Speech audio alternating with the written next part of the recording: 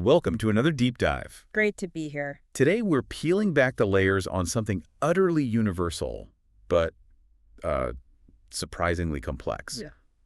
The morning routine. Mm-hmm. It's how you start your day, yes. But for you, the English learner, it's also a fundamental blueprint for daily practical conversation. That's absolutely right. We took a stack of sources designed specifically to teach practical, everyday English through the very real lens of morning habits. Okay. Our mission for you is clarity. We are going to extract the core vocabulary, the, subtle differences in routines based on lifestyle. Right. And crucially, the linguistic nuances needed to sound natural when discussing these personal choices. The material gave us a fantastic mix. We had a detailed dialogue between native speakers comparing their mornings, plus a sharp analysis of how context like being a student versus a professional forces routines to shift. Yeah, context is key. We even got a breakdown of a classic, maybe slightly high-stakes moment, ordering a coffee under pressure. Ah, yes, the cafe challenge. We'll synthesize all of it. We're not just listing actions, we're explaining the why. Okay. And giving you the structure, the specific phrases, and the cultural context for why these seemingly simple habits are, well, the bedrock of English conversation. So we're going deep on what makes a successful start to the day sound fluent in English. Exactly. Okay, let's unpack this. Let's begin with the one experience every single person on the planet shares, regardless of their native language. That jarring moment the alarm clock goes off. Yes. The sources immediately hit on the truth that, very few people spring out of bed perfectly refreshed at 7 a.m. Definitely not me. That moment is not just a point in time. It's an internal negotiation, isn't it? And the language reflects that struggle. Oh, so? Well, we saw one speaker confessing they are not a morning person and immediately reached to hit the snooze button. Ah, the snooze button. A classic. Often, maybe once or twice, they said. That phrase, hit the snooze button, it's vital, isn't it? And it's a perfect anchor for the concept of delaying the inevitable. Right. It uses the verb hit, which sounds forceful, but here it just means a light tap. Yeah, just tapping to buy time. And linguistically, we need to recognize this as a common, culturally accepted behavior. It's relatable. Totally. If you tell someone, I hit the snooze button 3 times this morning, you're not confessing a sin, you're communicating a relatable struggle for those extra few minutes of comfort.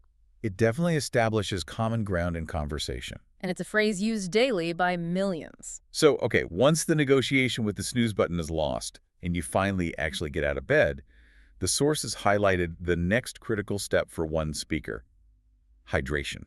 Ah, yes. Surprisingly disciplined, maybe? They immediately drink a big glass of water. Right, noting that this practice helps them feel energized and refreshed. This is more than just a habit. It's a linguistic opportunity, really. How do you mean? When you describe this, you use language of intention. I make point of drinking water, or I try to hydrate right away. It tells the listener about your deliberate wellness choices. I see. And following that, We get to the non-negotiables. Heading to the bathroom to brush teeth and wash face. the basics? Simple verbs, brush and wash. But they are the bedrock for describing sequential action. You do this, then you do that. Okay, so hygiene's covered. Here's where the conversation gets a little, maybe heated, or at least caffeinated. Yes.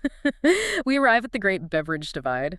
Tea versus coffee. You absolutely need the specific vocabulary to articulate which camp you fall into here, don't you? Definitely. We saw 2 distinctly different approaches in the sources, reflecting maybe 2 major personality types. Okay, lay them out for us. First, the big tea drinker. They described making a cup of tea and, crucially, while the water is boiling, using those few minutes for simple, reflective stretches. Ah, multitasking, but in a relaxing way. Exactly, getting the body moving. This was explicitly described using words like lovely, relaxing, and a moment of calm. The language there is quite gentle, isn't it? Focused on mindfulness. Very much so. Yeah. But the coffee perspective, pure urgency. Right. The contrasting speaker stated they must go straight to making coffee. With the direct quote, which is gold.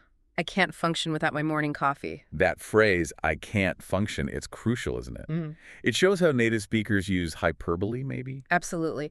Hyperbole to describe dependence. They can function, of course, biologically speaking. Sure. But the phrase communicates extreme necessity and a specific identity. Like a badge of honor almost. Sort of. If you say, I need my coffee, you are instantly placing yourself in a highly common, somewhat rushed, and definitely caffeine-dependent cultural category. It's an immediate icebreaker. And a conversation starter that goes far deeper than just describing a drink preference. Okay, so once that internal preparation, the hydration, the hygiene, the caffeine hit is complete, the dialogue shifted. It moved to external preparation and efficiency. Yes, this is where we learn how some people save time before the day even really begins. Oh. Exactly.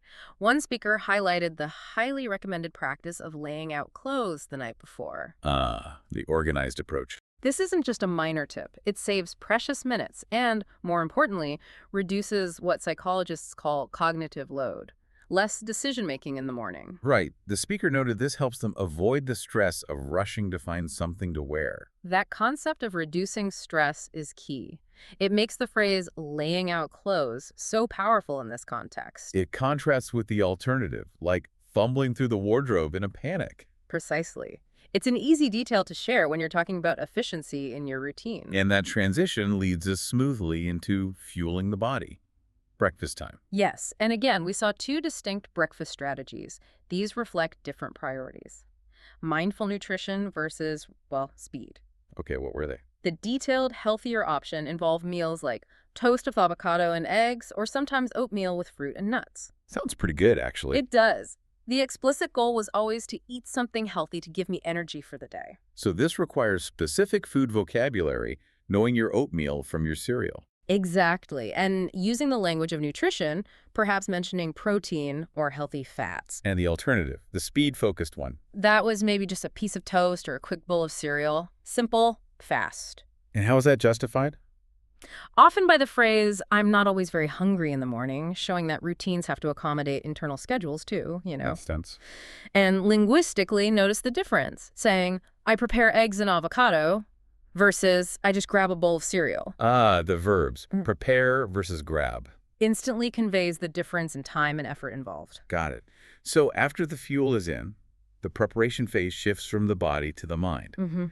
How do we transition from personal maintenance to professional or academic focus? The sources offered two excellent contrasting strategies here too. They did. First, the highly organized approach. This involves checking emails and making a to-do list immediately after breakfast. Right into planning mode. Yes, active planning. By creating a list and prioritizing tasks, they are setting an immediate agenda for the day. The language here would involve verbs like prioritize, schedule, map out the day. Exactly those. It's very action-oriented language. And this stands in sharp contrast to the other approach. Yes, what we might call the winding in approach. Winding in. Tell me more. This strategy involves spending time catching up on the news, perhaps reading a book, or even just sitting quietly before diving into tasks.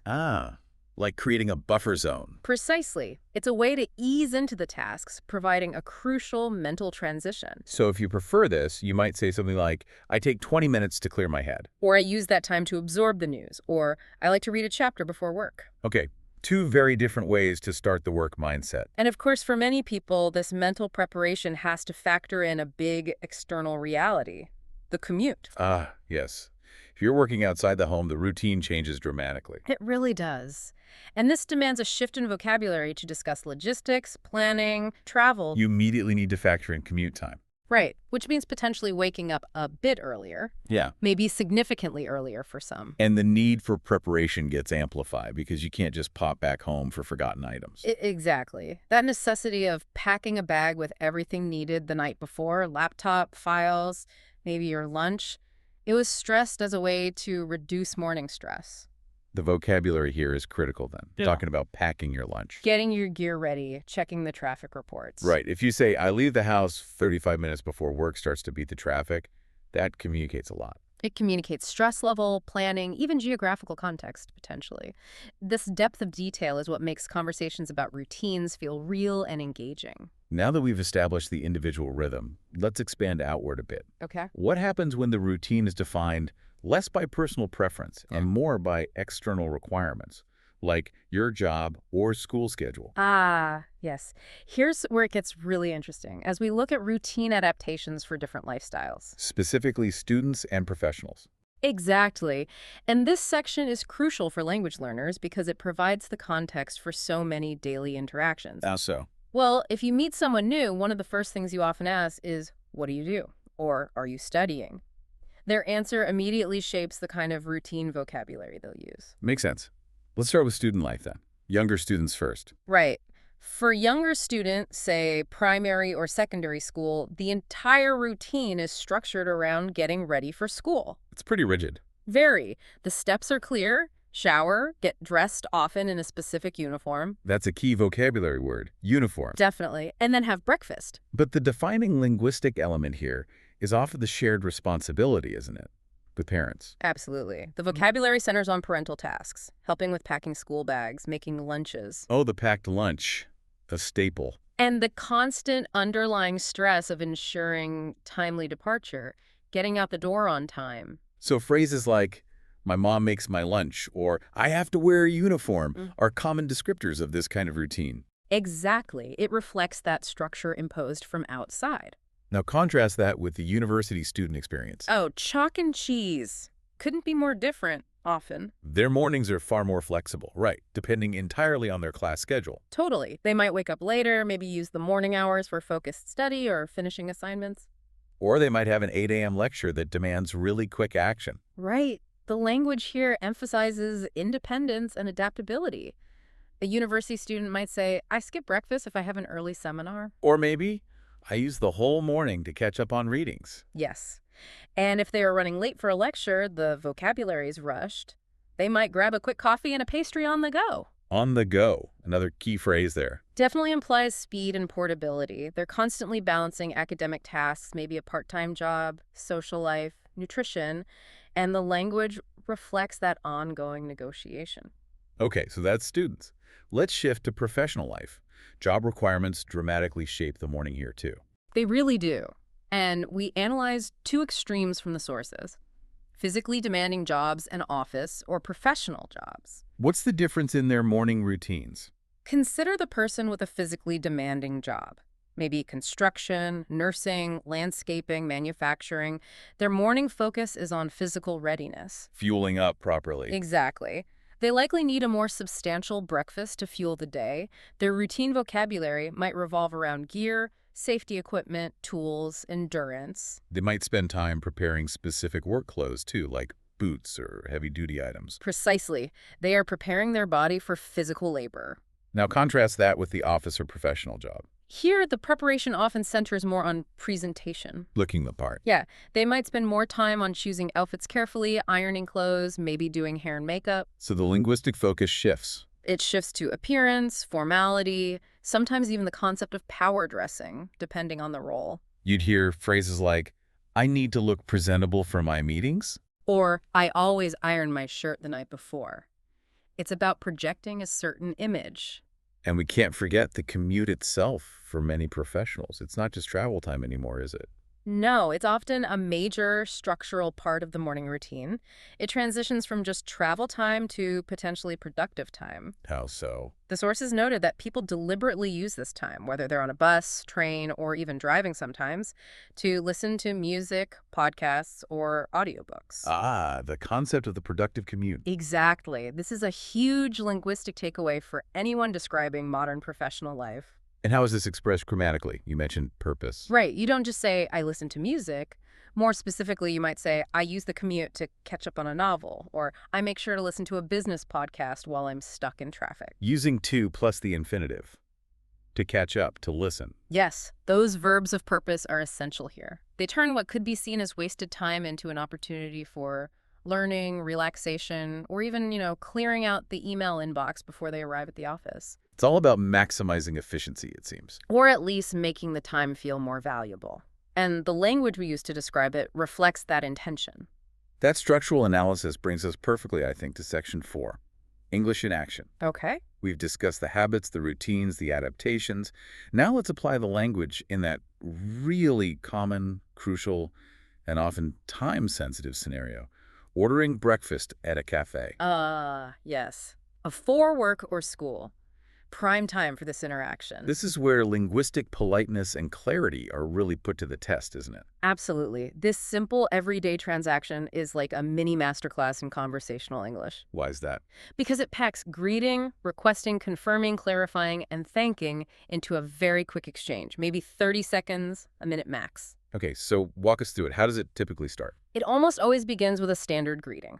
The customer says, "Good morning." And the barista reciprocates. "Good morning. What can I get for you?" Or maybe, "What can I help you with today?" Something along those lines. Okay, the opening is simple enough. The next stage is critical for you, the learner. Ordering beverages and food using the correct polite forms. Yes.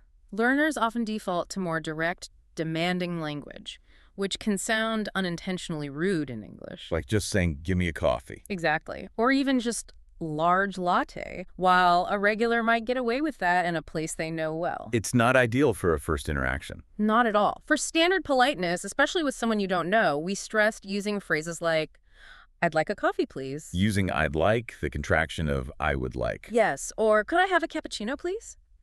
Using "I'd like" or "Could I have" is much softer, more indirect, and shows respect. And the importance of adding please at the end. Cannot be overstated. It's almost automatic in these requests. Okay, so that's drinks. What about food? You use a parallel construction, often adding on.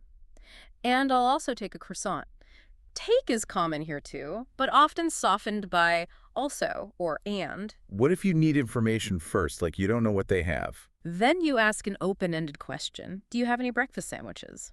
Or, "What kind of pastries do you have today?" You need that question structure to inquire about availability politely. Got it. Then comes the moment of clarification. Defined by that quintessential transactional phrase, "for here or to go." Ah, yes.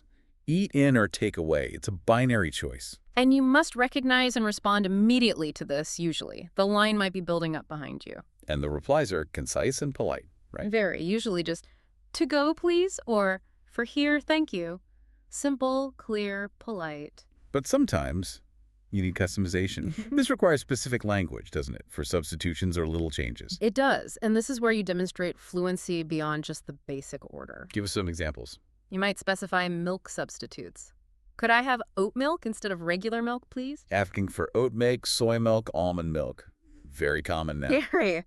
Or you might request preparation details. "Could you make that extra hot?" Or maybe, "Just a little bit of sugar, please." Using just a little bit softens the request for sugar. Exactly. These little details show you can manage nuanced requests within a rapid conversation. It's quite advanced, actually. Okay, order placed, customizations made, finally the logistics, payment, and conclusion. Right. To establish the price, you ask, "How much is that?" Or perhaps the slightly more formal, "What's the total?" And when you hand over the payment, cash or card. The common phrase is simply, "Here you go," or maybe, "Here you are." Simple enough. And regardless of how fast or complex the order was, the polite conclusion is always saying "thank you" after receiving your items and any change. It seems simple, but What's fascinating here is that even a 30-second interaction requires this perfect sequencing.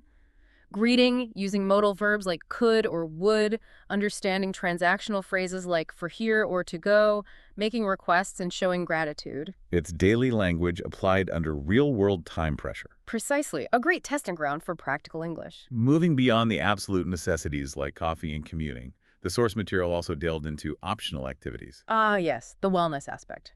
Activities that enrich the start of the day. This section focuses on wellness and mental preparation, which require their own specialized vocabulary. Definitely. We saw two main forms of optional wellness activities discussed. First, structured exercise, Like, going for a run, doing yoga at home, or maybe heading to the gym. these activities are described using verbs of physical movement and exertion, right? Yeah. Run, do yoga, go to the gym. Exactly.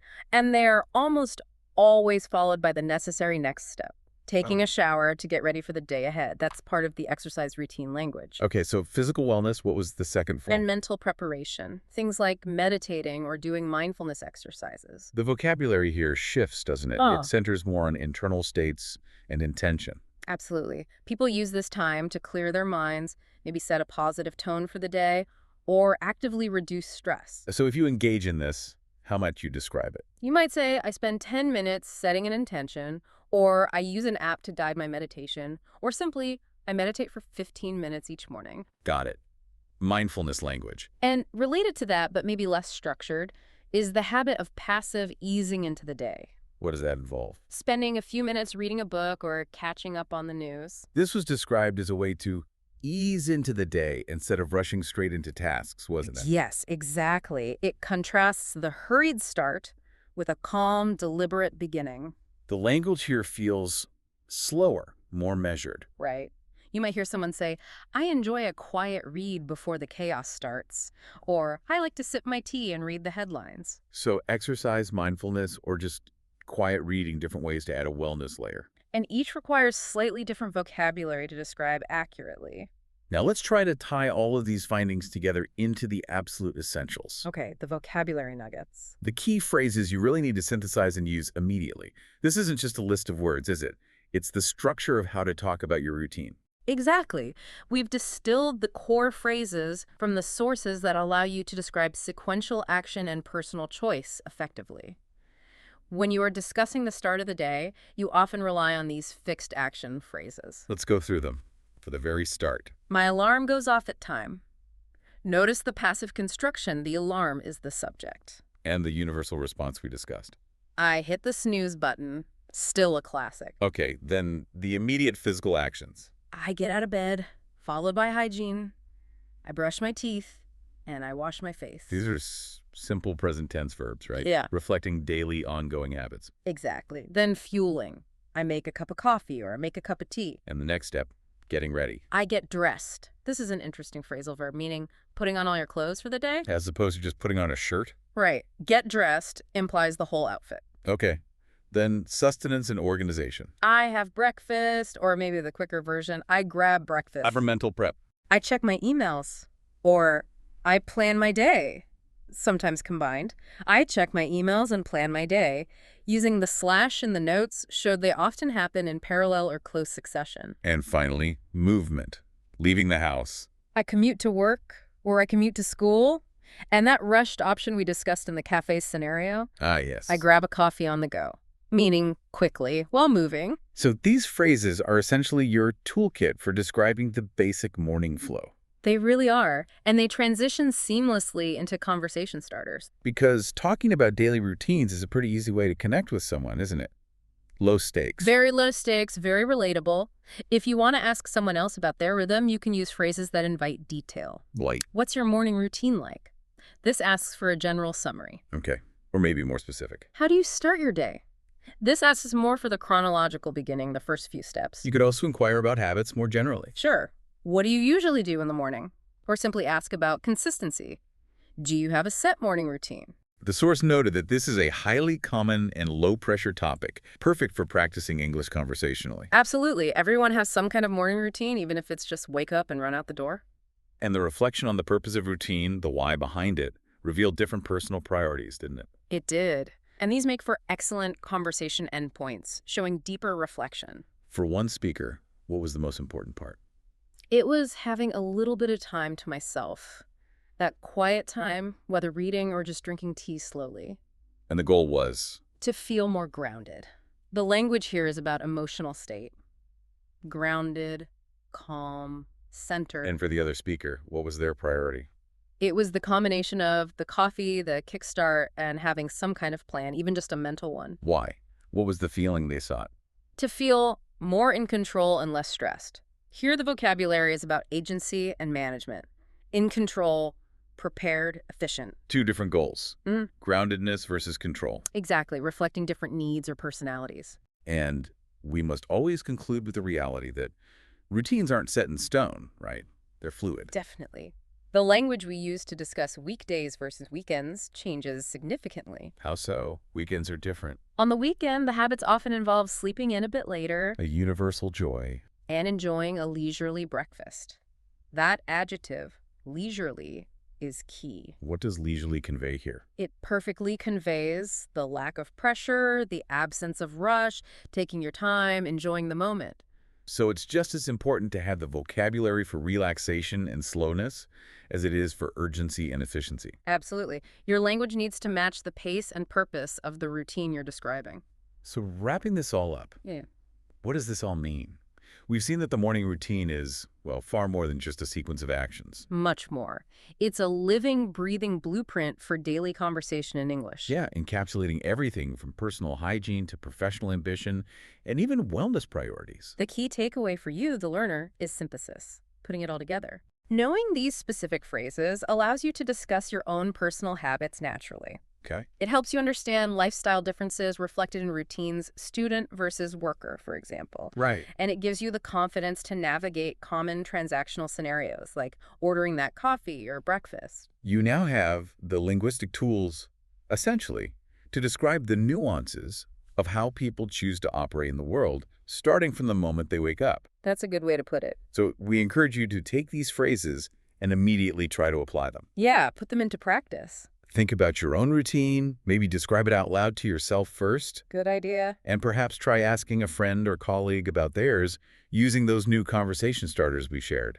What's your morning routine like? But here's an important question we want to leave you with, a final thought to mull over. Okay. Connecting the mental effort, the planning, the small choices to the daily outcome. Considering the profound impact of intentional planning or quiet reflection or even just that simple glass of water first thing, how fundamentally does the first 15 minutes of your day dictate the overall quality and stress level of the next 8 hours? That's a big question. The first 15 minutes setting the tone for the whole day. Keep exploring that idea. Think about it for yourself. And use the language we've discussed today to articulate your findings, maybe even just in your own head or journal. A powerful thought to end on. We think so. Thank you for joining us for this deep dive into the practical language of the morning. Yes. Thanks, everyone. Take care.